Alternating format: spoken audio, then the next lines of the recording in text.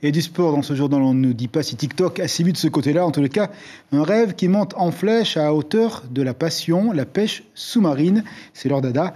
Et ces dames de Polynésie espèrent participer pour la première fois de l'histoire du pays au championnat du monde. Le voyage, c'est l'Espagne pour septembre. Avant, elles récoltent des fonds en assurant des stages à destination des jeunes. Direction Moorea. Reportage David Chang avec les images de Virginie Tétofar.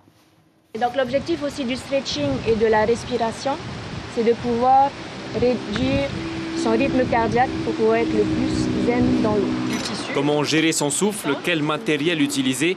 Cette formation est dédiée aux adolescents, un des moyens utilisés par les deux compétitrices pour financer leur déplacement en Espagne au championnat du monde. Elles doivent récolter 2 millions de francs. Je préfère parce que ma vision, elle est plus nette. Les hommes y participent depuis les années 60 et ils ont remporté plein de titres, champion, vice-champion. Et on s'est dit, si c'est pas nous, au moins on va monter un club et on va faire en sorte que demain, il y ait des femmes qui représentent la Polynésie au championnat du monde.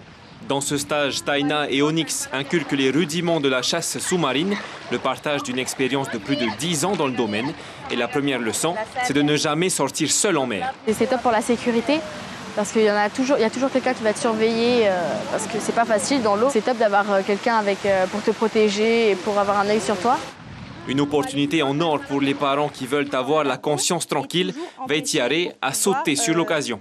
Pour nous, c'est hyper important qu'elle apprenne justement toutes les consignes de sécurité relatives à la chasse sous-marine, parce que voilà, avec tous les accidents qu'il peut y avoir en chasse sous-marine, on trouvait ça vraiment important.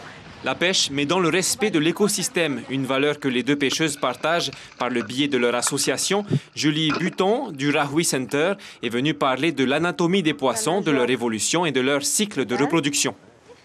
Sensibiliser au maximum les pêcheurs, les communes, les enfants, et pouvoir amener justement à ce que toute la population puisse mieux comprendre et gérer la ressource.